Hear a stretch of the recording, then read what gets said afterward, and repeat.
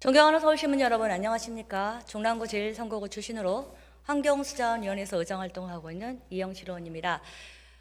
감기가 유행하고 있습니다. 모두 건강에 유의하실 것을 당부드리면서 시정질문 시작하겠습니다.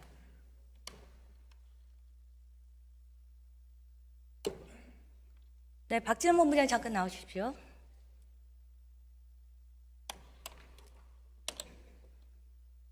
미래한강본부장 박진영입니다. 네, 그냥 간단하게 몇 가지 확인하겠습니다. 본부장님 1월 달에 부임하셨어요? 네, 그렇습니다. 네, 저 처음에 오셨을 때 제가 어려운 일 맡으셨다. 앞으로 하실 수 있도록 어차피 시작이 잘못됐지만 잘 마무리해야 되는 게 중요하니까 거기에 대해서 도와드리겠다. 그렇게 말씀드렸었죠? 네, 그렇습니다. 네, 제가 언제 한번 자료 없이 그냥 여러분한테 추궁한 적 있습니까? 네? 없습니다. 없죠? 네.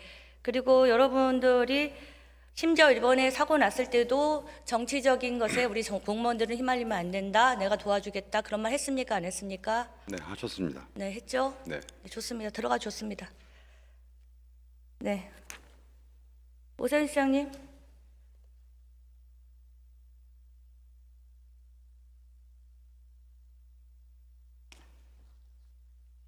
시장님, 작년에 1년 전에 여기 한번 섰었고요.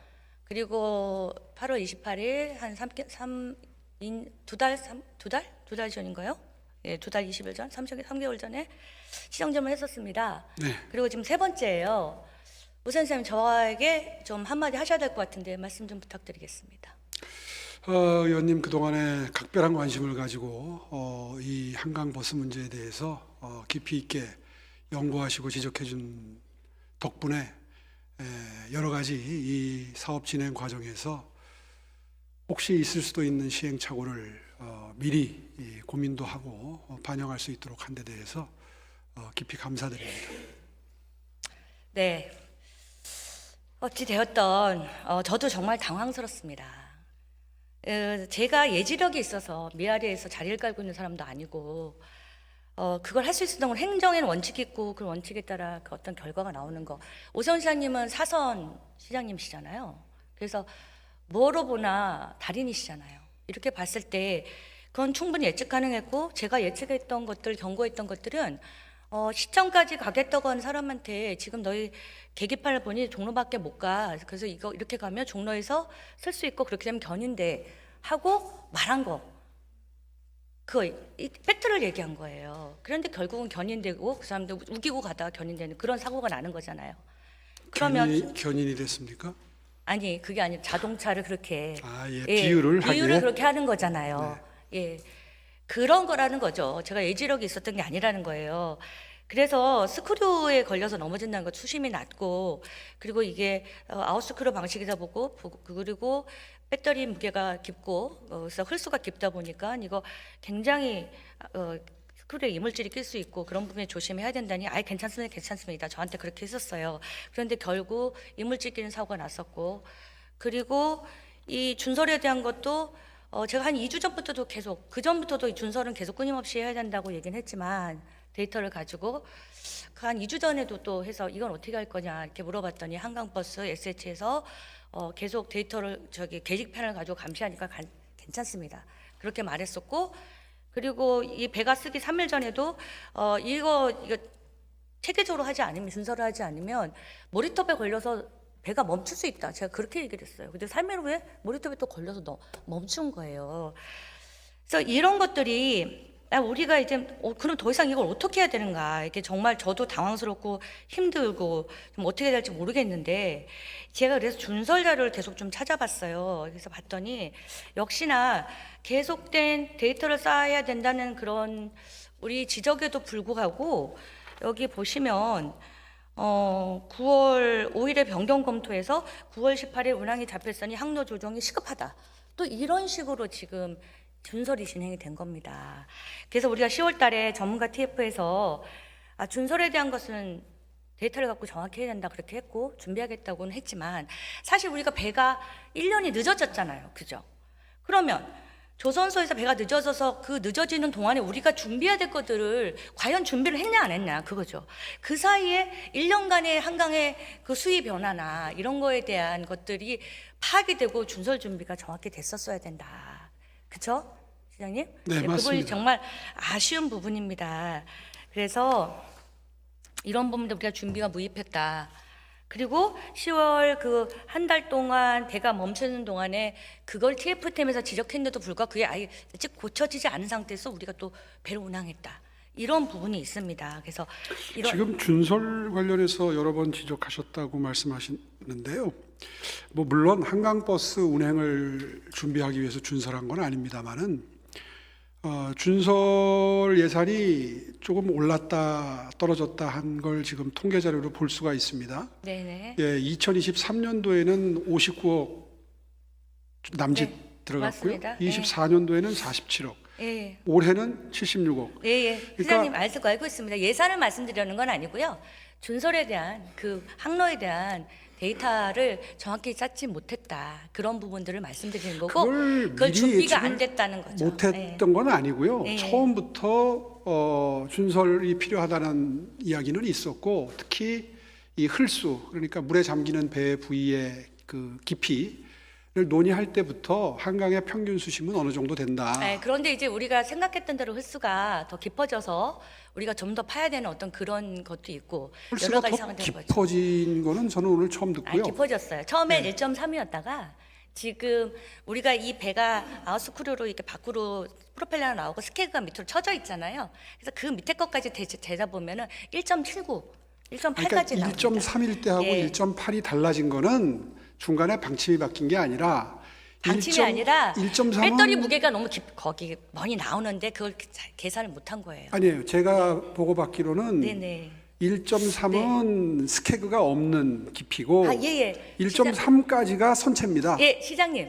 그건 지금 중요한 게 아니라 예. 지금 어찌 됐던 간에 그런 그리고 부분들은 배터리 무게는 또 하이브리드가 다를 거고 전기 선박이 다를 건데 이렇게 그래서 최종 횟수가 그렇게 안 나와요.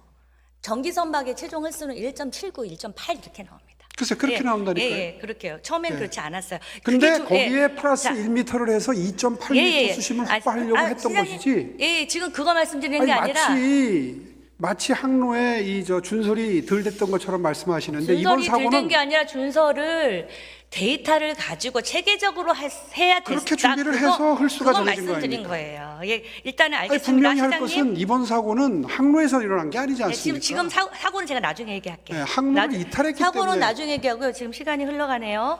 자, 그래서 지금 우리가 지금 문제가 됐던 잠실 선착장이 지금 수심이 낮은 이유가 이게 보니까 가스관이 매입돼 있어요. 그렇죠?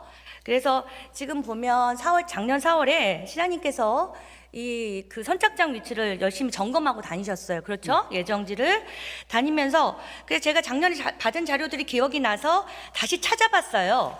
찾아봤더니 그 4월 8일에서 9일 시장님 현장 점검 결과 잠실 나들목 인근에서 잠실 세내역 나들목 인근으로 선착장이 이동됐다. 이런 제가 자료를 찾았어요.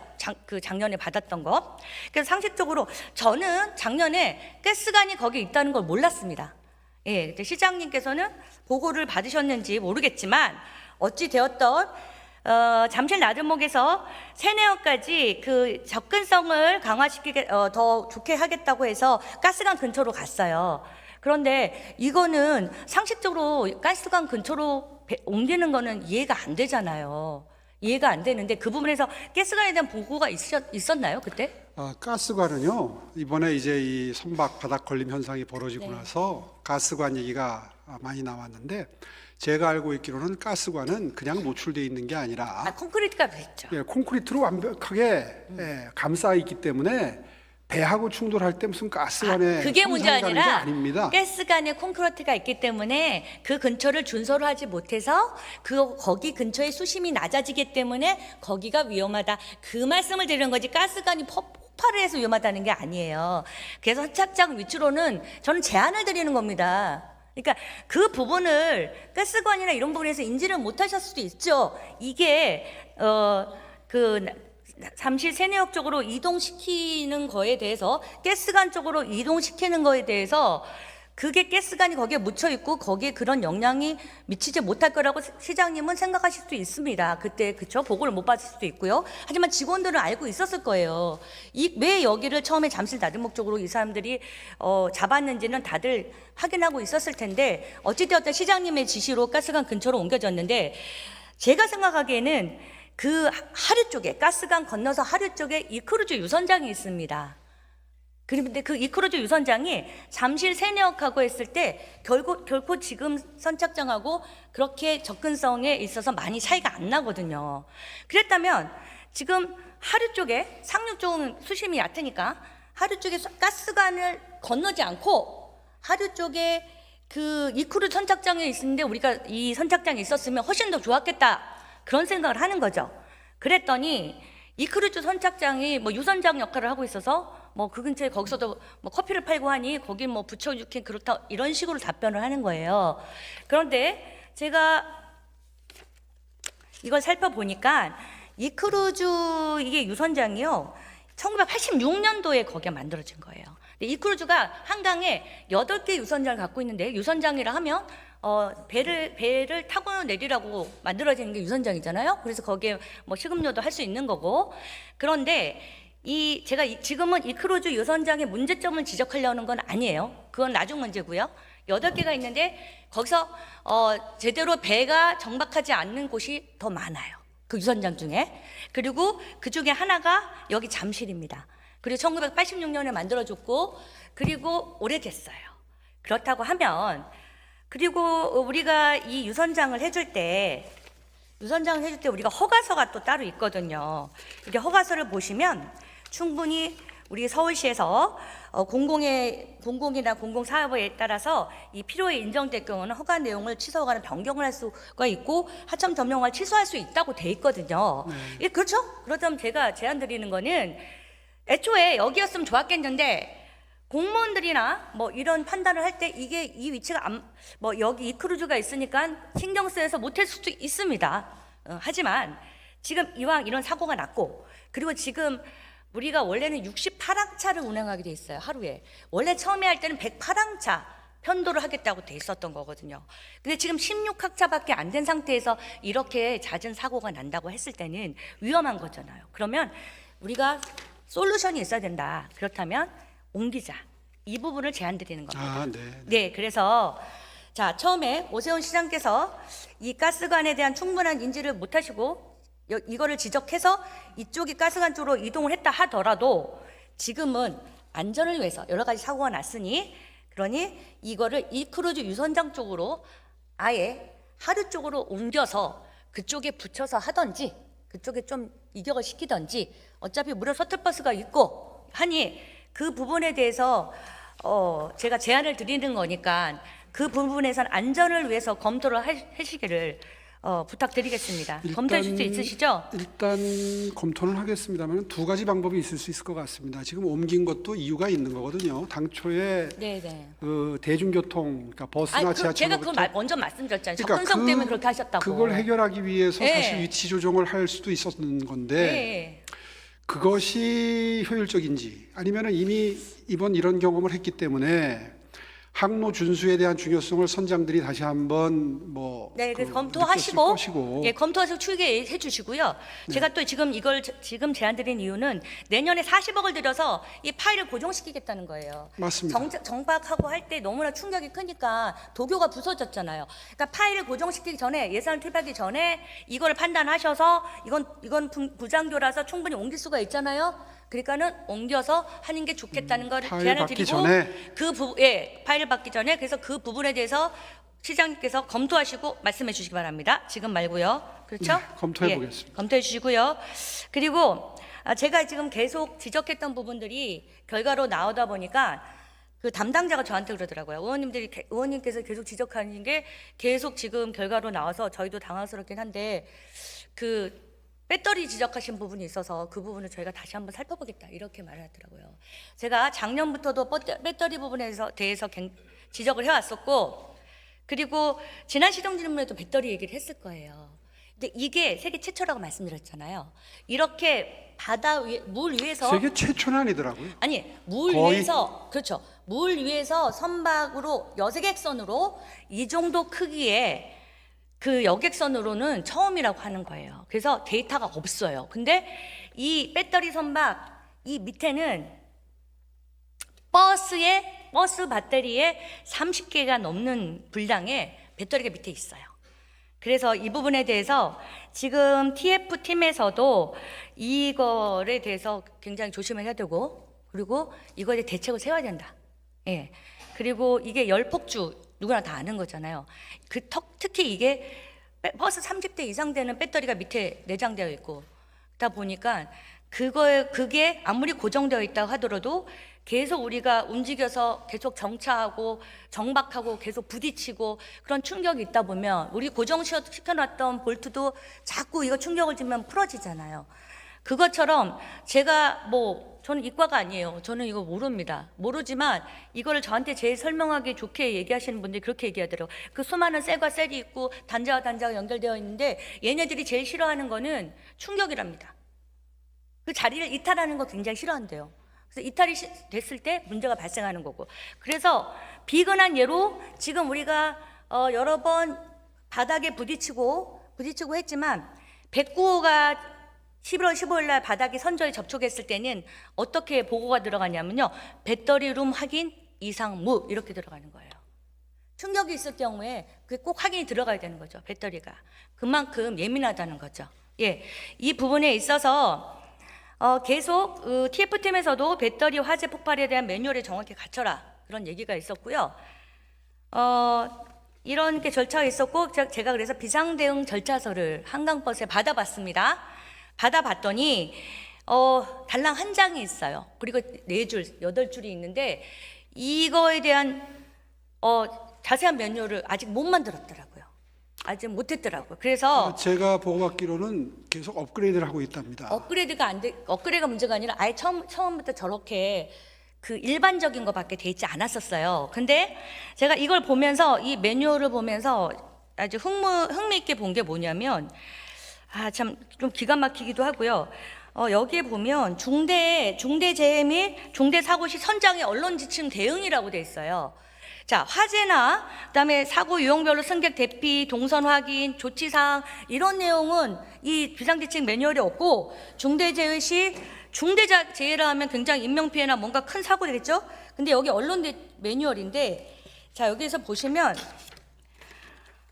선박 직원은 언론을 피해야 하며 가능하면 항상 그렇게 해야 된다. 선장은 기자가 무엇을 말하고 싶어 하는지를 공격적인 기자가 어떻게 정보를 획득하는지에 대한 기본적인 이해가 필요하다. 사고 직후 선장은 가능한 한 신속히 전 직원의 휴대폰 및 태블릿 PC, 개인 통신기기를 다 수집해야 된다. 이렇게 그래서 모든 언론을 차단해야 된다. 그리고 마찬가지로 중재대에 특히 인명소실 및 오염은 보도기관은 모든 이런 일반 대중에게 강한 흥미를 유발시킨다. 그리고 때때로 공격적인 기자들이 선박 직원이 보다 긴급한 당직 업무 및 수면 부족으로 인해서 피곤할 때 그때 취약한 시기에 취재로 온다. 간단한 진술, 잠복 인터뷰 이런 내용이 있고요. 지금 무려 5장에 이릅니다. 이런 상황이 발생할 수 있음을 알게 되면 준비하고 상기의 내용을 약간 변경시켜 다음같이 진술하라. 진술 내용이 쫙 나오고요. 그리고 질문에 응답하지 말 것. 그리고 또 필요시 첨언 하면서 뭐가 있냐면 실례하지만 급한 업무 때문에 선박에 돌아가야 합니다. 이후 현장을 떠나라. 정말 코미디 아닙니까? 그리고 관할관청 적극적 협조는 재난사고를 해결하는 데 가장 중요한 요소이다. 공무상의 협조를 촉진시키기 위한 가장 효과적인 방법은 기자들의 취재 시 당국의 전문적인 기술 및 지원에 대해 감사의 표시를 해야 된다. 그래서 시장님, 한강버스 관리 감독하는 기관이잖아요, 그죠? 네. 그리고 우리 시의 주요 정책을 수행하는 곳이 한강버스입니다. 그렇죠? 그런데 이제 비상 매뉴얼 절차에 이 화재 대응보다도 더 무서운 게 배터리 화재 더 무서운 게 기자인가 봐요. 참. 그건 그래서 뭐시고요? 제가 예, 이 그래서 좀 뭐 설명을 좀 드리겠습니다. 예, 아니 시장님도 이 내용을 알고 계세요? 방금 전에 네. 이 내용이 여기 저 PT 자료가 떠 있길래 한강본부장 설명을 좀 들었습니다. 근데 마침 한강본부장이 이 비상대응 절차서를 가지고 있더라고요. 그래서 이거 보니까 지금 의원님 가지신 자료는 업그레이드 되기 전에 자료입니다. 일단 제가 어저께 받은 자료인데 그럼 저한테 업그레이드 된 자료를 줬다는 얘기입니까? 시정 질문하는데 시의원이 시정 질문하는데 자료를 요구했는데 옛날 자료를 주고 하루 전날 준 자료가 업그레이드 된 자료를 줬다는 게 그게 말이 됩니까? 한번 설명 한번 들어보시죠. 네, 계속해서 지금 업그레이드. 지금 뭘로 보는 거예요? 의원님 시장님. 설명을 들어보세요. 어저께 드렸나요? 이 보니까 선박 화재에 대해서 지금 8줄이라고 되어 있는데 8줄보다는 훨씬 많습니다. 한 2장 되는데요. 자, 네. 여기에 지금 그 시장님, 저는요 하루 전날 전의 자료를 받았고 시장님은 오늘 아침에 업그레이드된 걸 받았다고 하셨어요.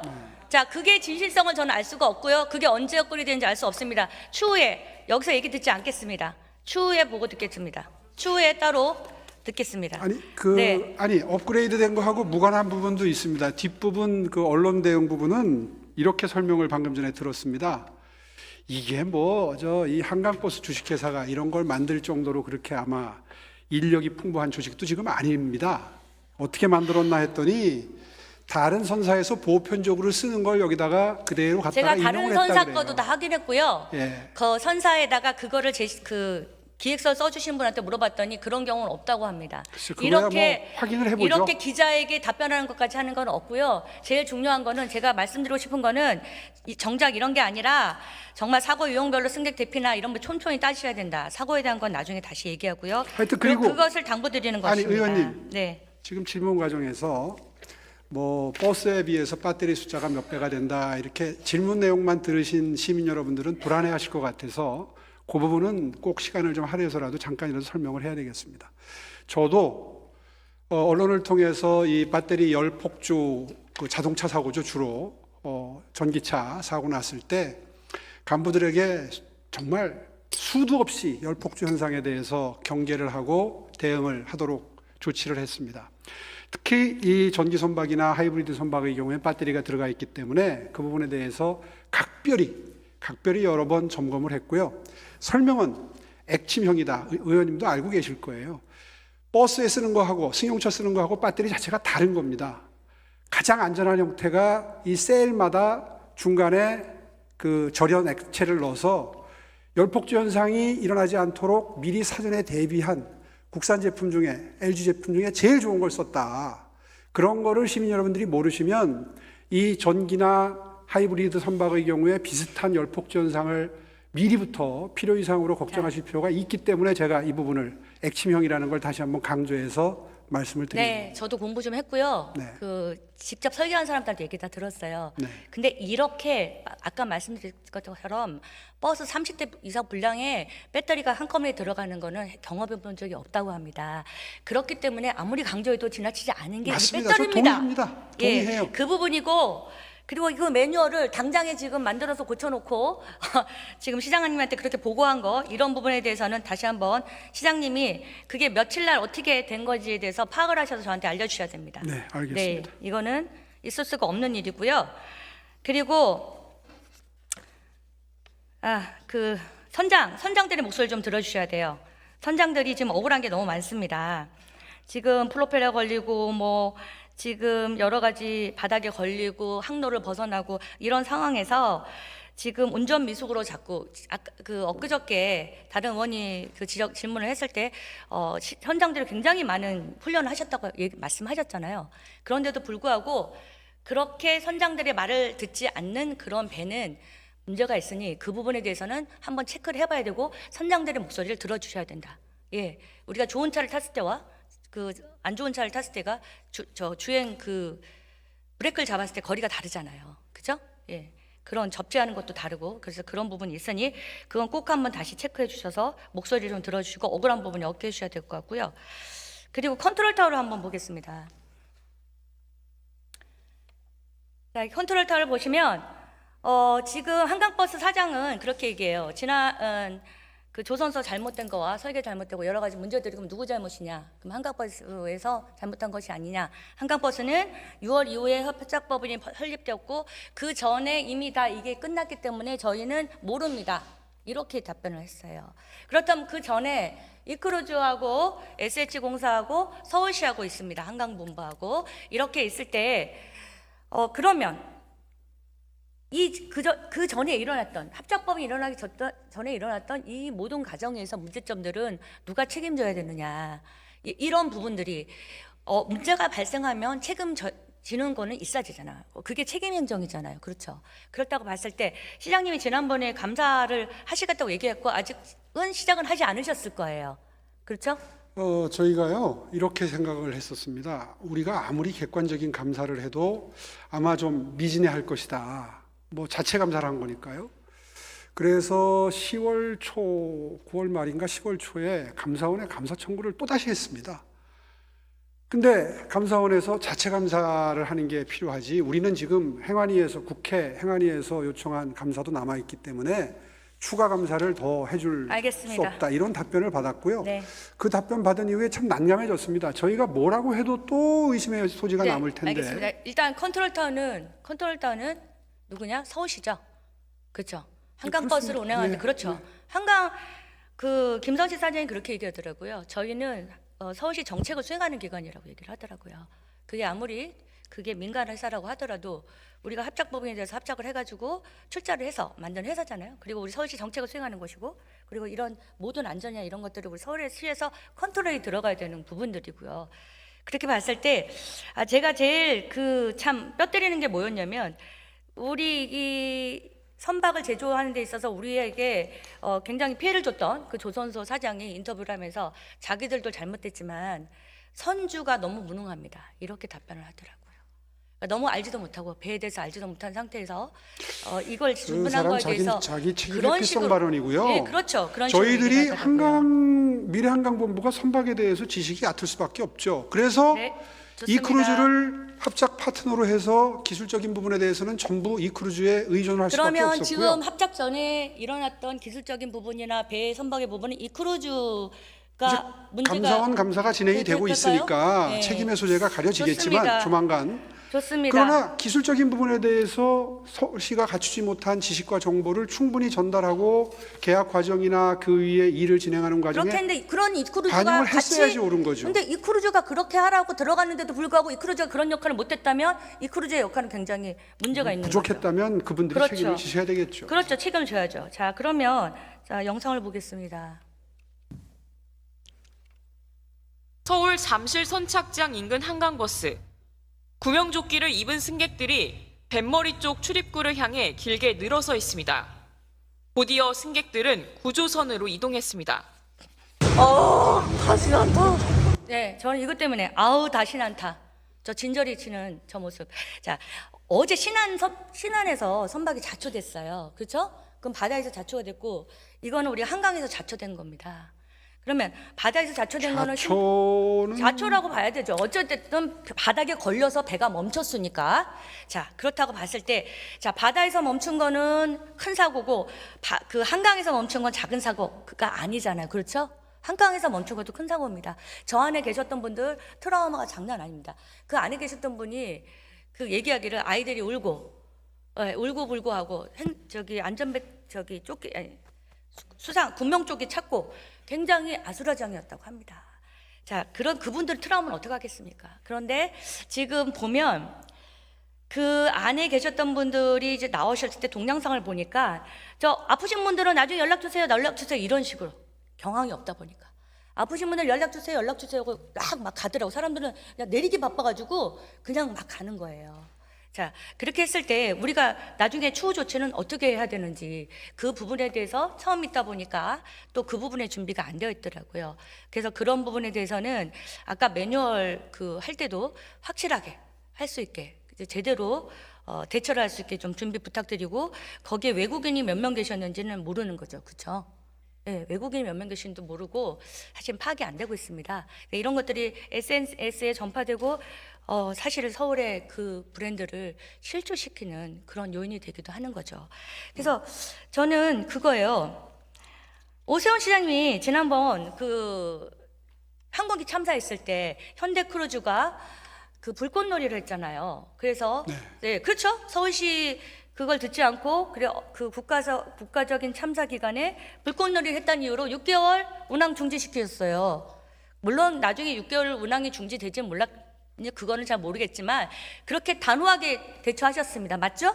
네. 자, 그렇다면 이거 한국의 그 최고의 우리 정책이고 우리의 그 핵심 정책인 이 한강버스에 이렇게 지금 30번 넘게 나는 그런 자잘한 사고들부터 시작해서 그리고 배 멈춤 이런 거 엄청 많잖아. 이미 하이니 법칙을 넘어간 거예요. 지금 넘어간 상태에서 거기다가 배가 지금 멈춰서 그 안에 계시던 그 분들이 그냥 어려움을 겪고 힘들고 그런 것들이 SNS 보고되고 그 널리 퍼져가지고 지금 서울시 브랜드가 실시됐고 이렇게 봤을 때 한강버스에 대한 제재가 있어야 됩니다. 주식회사 한강버스에 대한 단호한 제재가 있으셔야 돼요. 현대크루즈에서 했던 것처럼 그렇게 단호한 저기 해주셔야지. 이걸 어떻게 그냥 넘어가고 거기 구간만 운행을 안 하고 나머지는 운항 안 해요. 이런 게 어디 있겠습니까? 이거는 있을 수가 없습니다.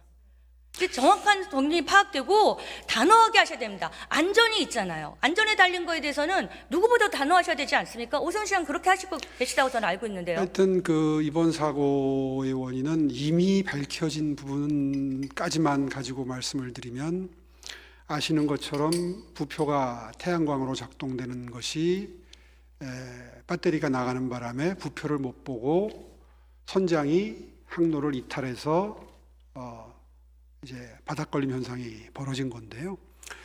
요약하면 휴먼 에러지만 휴먼 에러를 유발한 건 이제 기계가 일정 부분 영향을 미친 거잖아요. 그렇죠. 현재까지의 상황 파악은 그렇습니다만은 선장은 계속 억울함을 호소하고 있다고 하니 그렇죠. 조사를 억울하죠, 좀 해야지 되는 것이고 그 조사해야 되고 조사를 마쳐서 거기에 상응하는 조치를 하겠습니다. 네, 그런 것들이 다 근데 지금 부식돼야지 이런 말씀은 되는 꼭 드리고 거죠. 싶어요. 네. 지금까지 발생한 기계적인 고장이나 크고 작은 사건 사고들을 종합을 해보면 사실은 뭐 안전은 아무리 강조해도 지나치지 않은 만큼 안전을 최대한 챙기긴 해야 되겠지만 굉장히 경미한 잔고장들이거든요. 거의 대부분.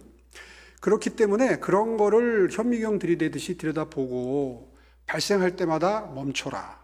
이 사업 중단해라. 운행을 전부 전면 정지해라. 하는 것도 사실은 좀 과도한 요청이긴 합니다.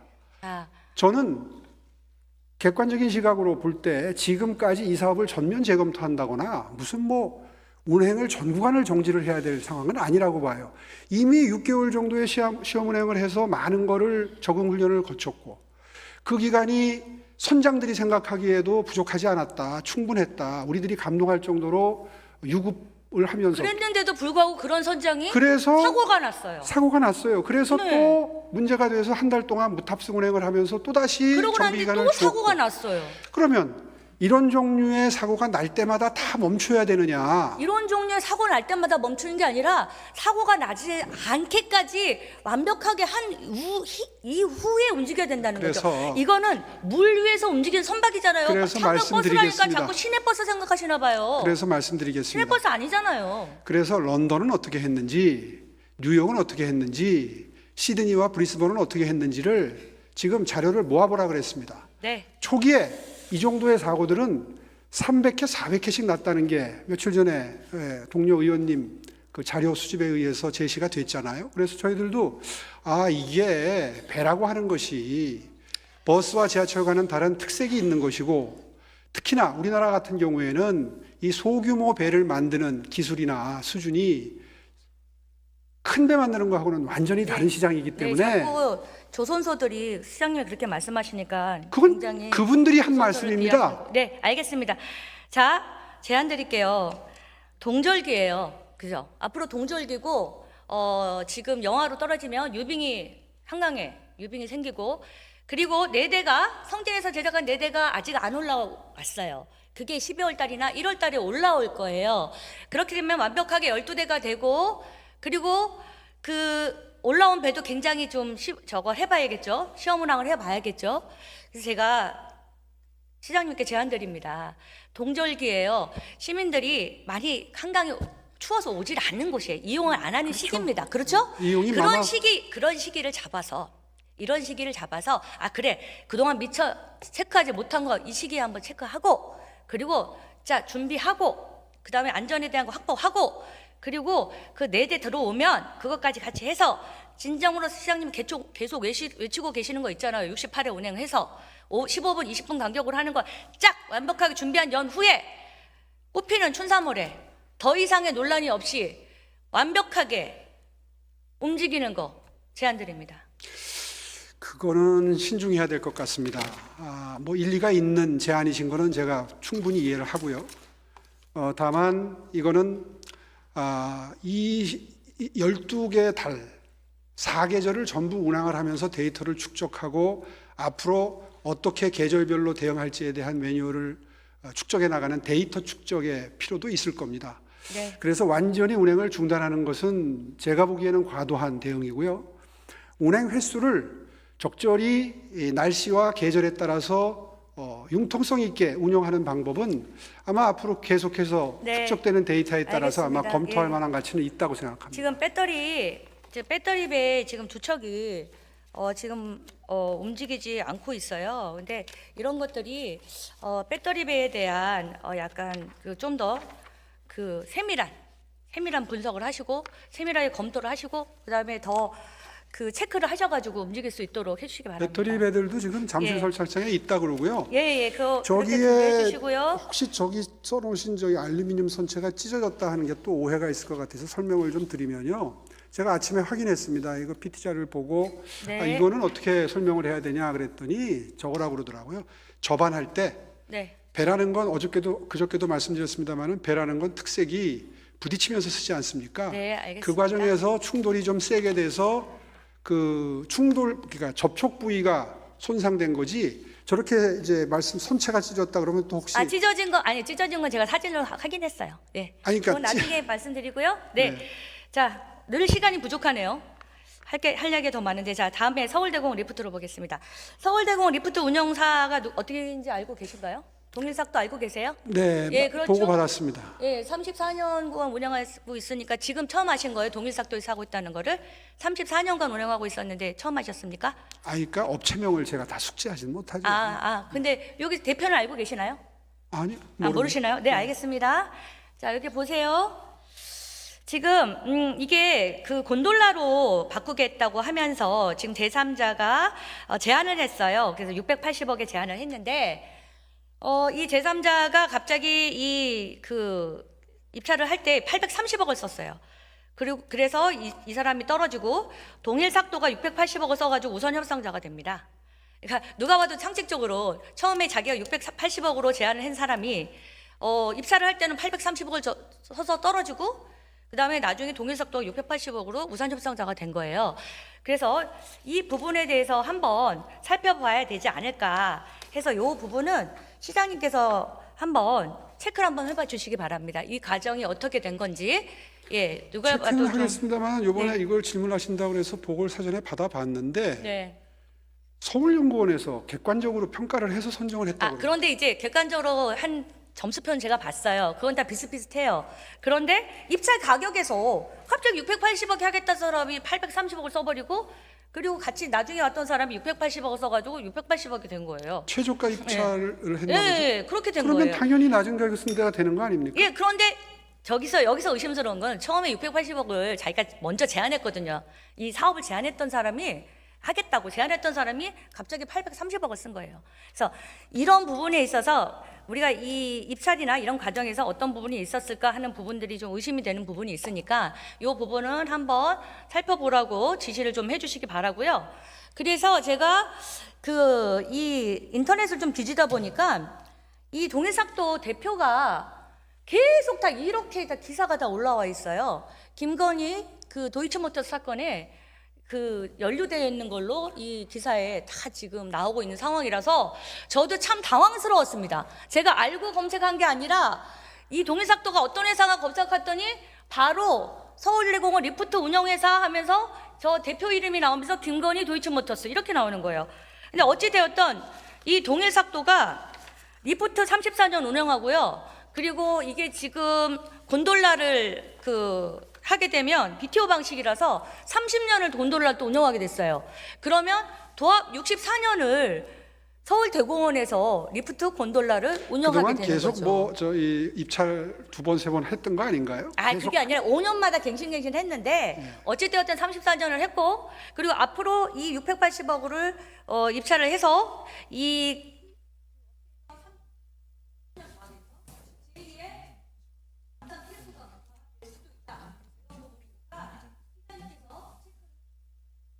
점검해 보겠습니다.